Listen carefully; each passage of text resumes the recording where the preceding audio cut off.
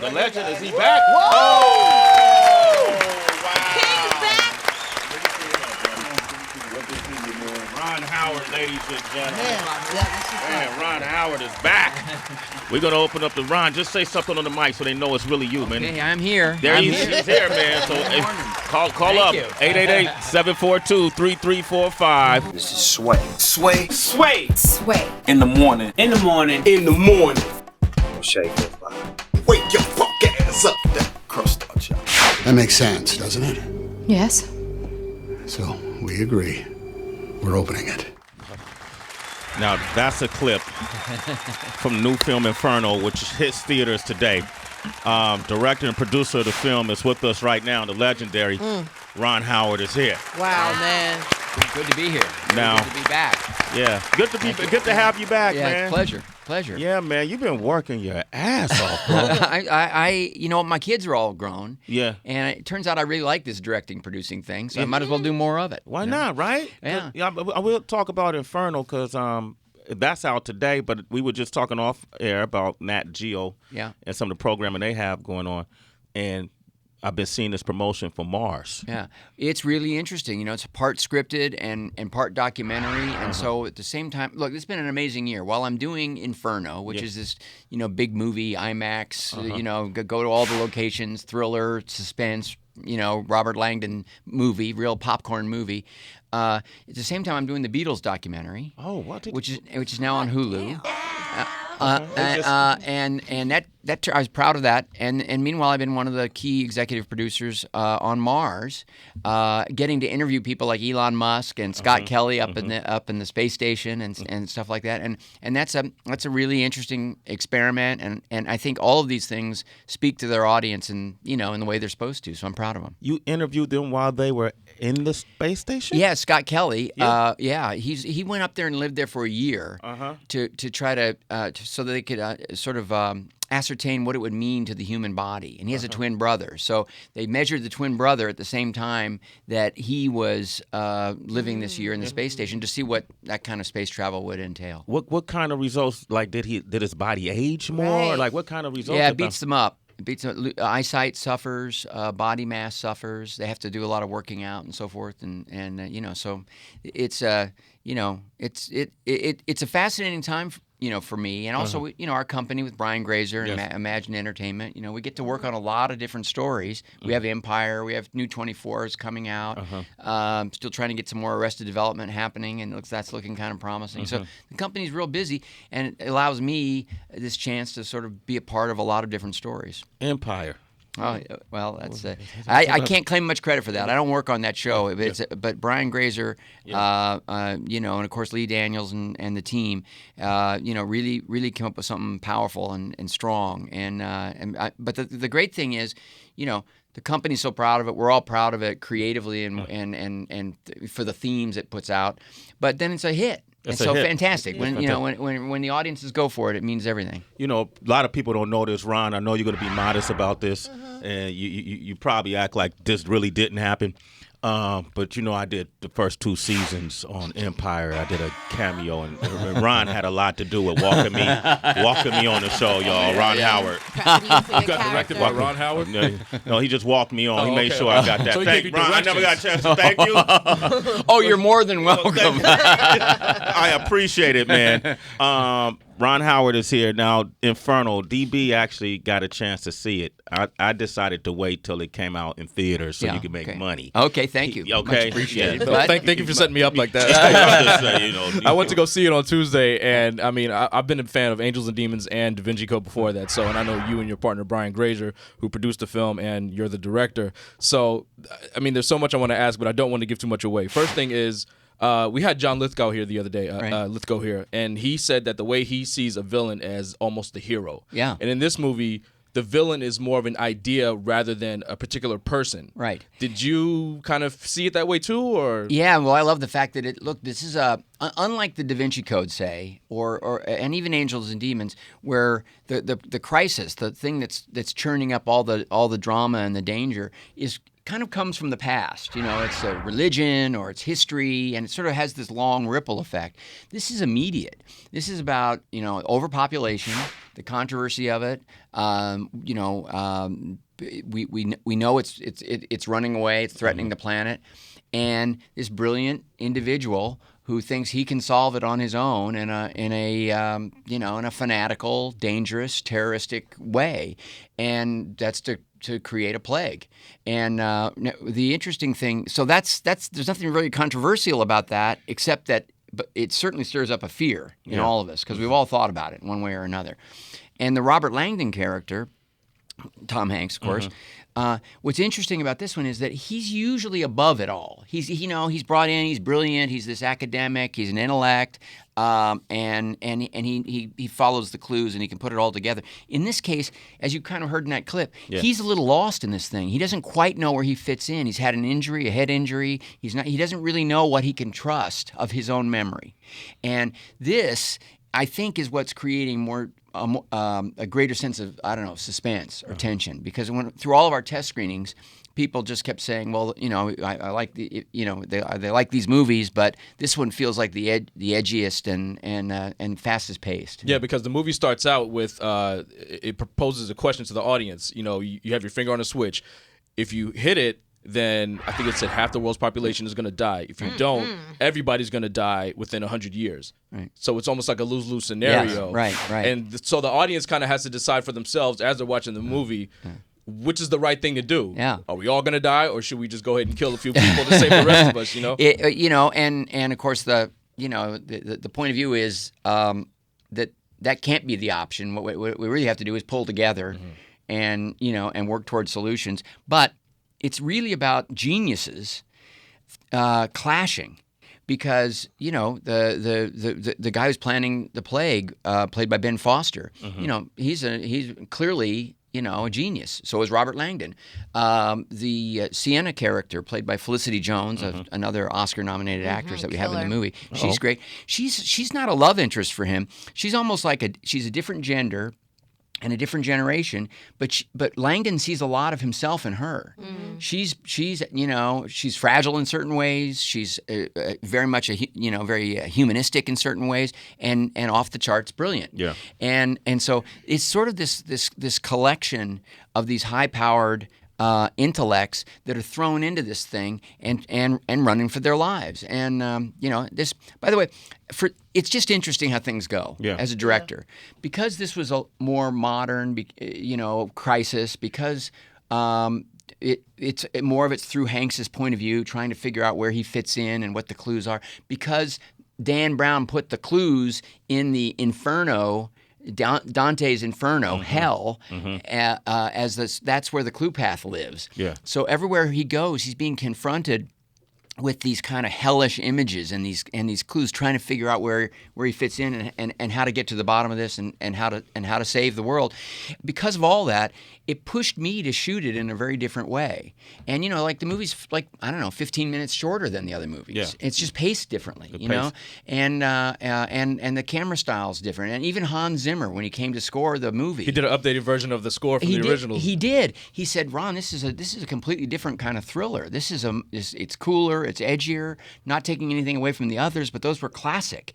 And that's the way I treated it musically. This, we can break down some of those themes and use them, but we gotta give it this urgency and drive, because that's what I feel watching it. So it was really interesting to see how it took on a life of its own. Ron Howard just sold the shit out of that movie. Okay.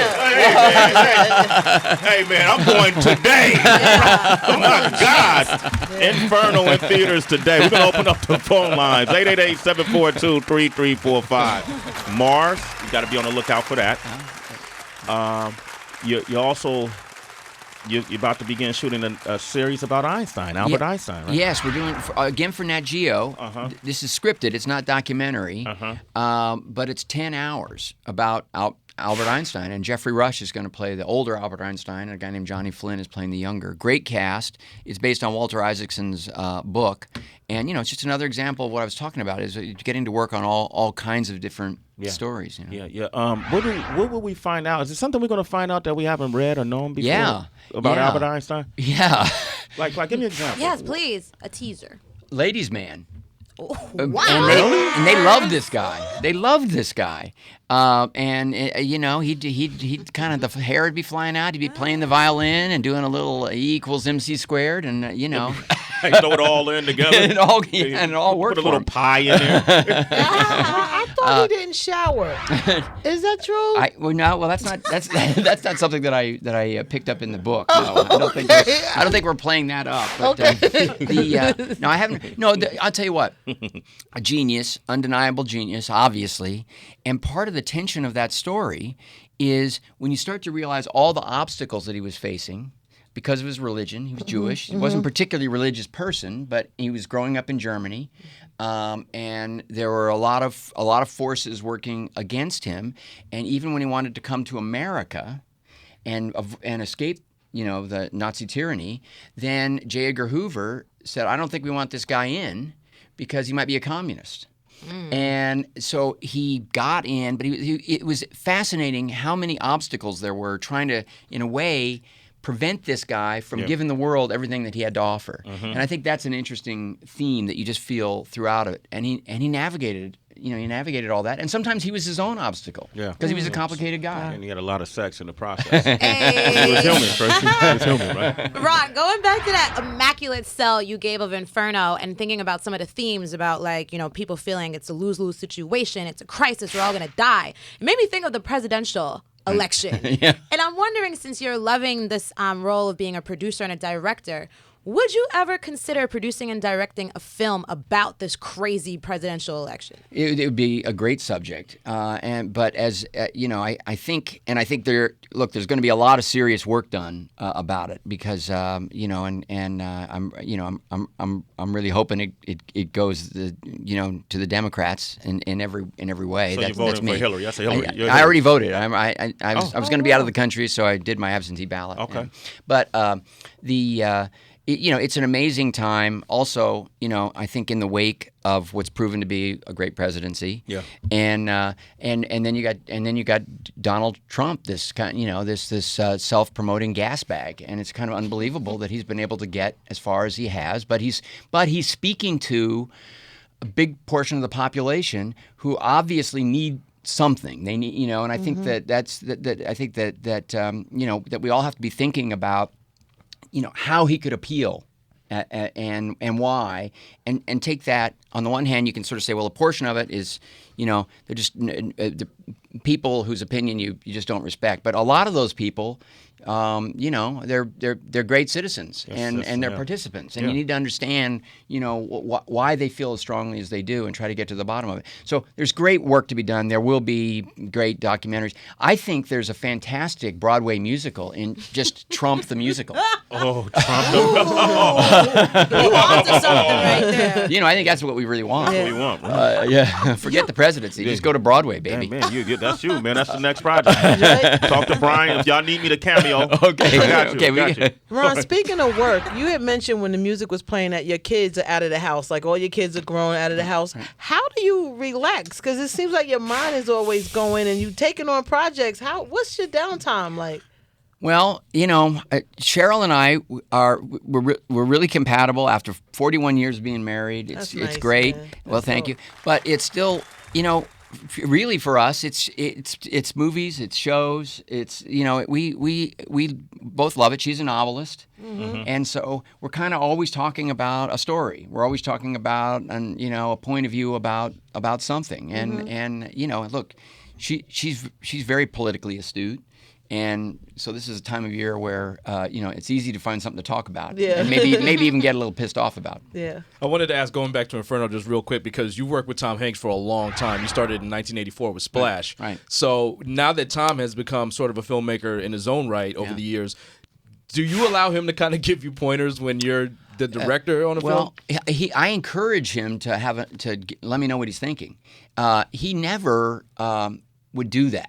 Like, he wouldn't say, have you thought about this shot or that shot? Or he'll bring up a script point. He's an excellent writer. And of course he's more than a pretty good filmmaker. He's an award-winning producer and writer. True. And, he's a powerhouse. So, but he's so polite with me that in all honesty, I kind of have to prod him a little bit to go beyond thinking of his role. be a collaborator in the process. Yeah. He loves this Robert Langdon character because he loves the places that the character goes. He loves the kinds of clues. He loves the fact that you have to understand something about art or something about history, that you didn't know, that you're actually learning while you're watching the mystery unfold, and that's fun. You don't think about what you're learning, but on the way home, you picked up a few things. He loves delving into it that way, and it's why he keeps wanting to come back to the character. All right, we're going to take a couple of phone calls before you leave. Ron Howard is here. And what a day we've had. I know. I just shook my head. I'm like, wow. For real, same here. P Rock, what up, man? You in Detroit? Yeah. What's going on, Sway? What's happening, man? Man, nothing much. First of all, I want to say congratulations on that interview this morning. I think today is a day you need to pop a bottle or two, break out that Henny, celebrate. I tried to tell him. I tried to take him out last night. Yeah, Heather took me to drink. But what were we drinking? Tell Ron what you had me drinking. we were drinking 25-year-old whiskey last night. No it kidding. was good stuff, Wow. but we're paying for it. You look all right. You look all right. You're doing fine. I'm doing all right. So what you want to say to Ron Howard? Go ahead, P Rock. I just want to say, Ron, I really appreciate, your passion that you put behind in your films. It really shows.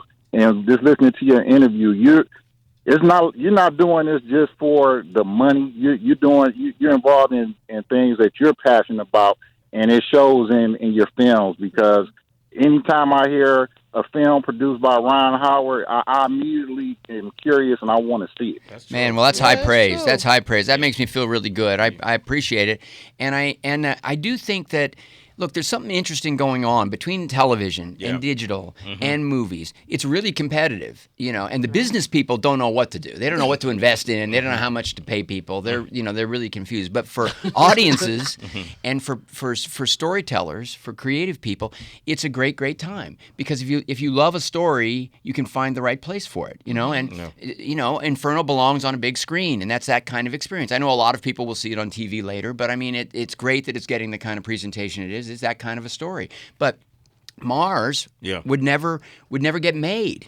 It just wouldn't. I mean, that idea of combining documentary with scripted material and still trying to create tension and excitement wouldn't have happened if Nat Geo didn't exist at this time and sort of say, hey, we think we can reach. We think we can reach more people if we take some chances. Well, that's incredibly exciting. So thank you, sir, for your kind words. And you're right, I do love it. Hey, his name is P Rock. You want to say his P Rock? Thank you. Much P Rock. I appreciate that. Ron, hip hop swag. I know you got to go. One final question. One final question, because Halloween is coming up and it's my favorite holiday. Do you have a favorite scary movie? Oh, favorite scary movie. Well, I mean.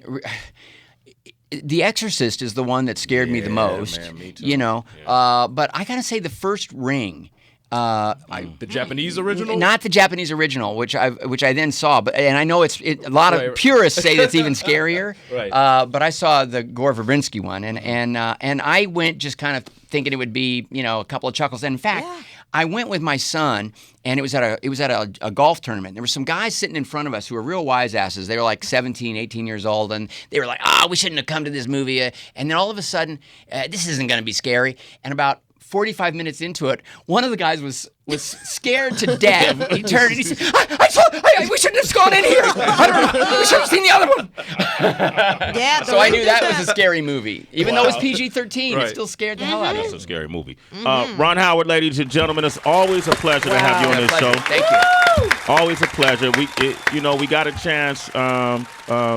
Gary Marshall has since passed. Yes, of course. Yeah, but we had a great conversation with him, and he spoke so highly about you. Well, thank you. Well, he was world class. He was the best boss I ever had. A great natural teacher and a real gentleman. And I'm glad you got a chance to get to know him. We all miss him. Thank you. Inferno in theaters today. Take your date. Take your family. Make sure you go check it out. All right. We got Young Jeezy up next. You want to talk with Jeezy? That's 888-742-3345. It's Sway in the morning. Only on Shea 45.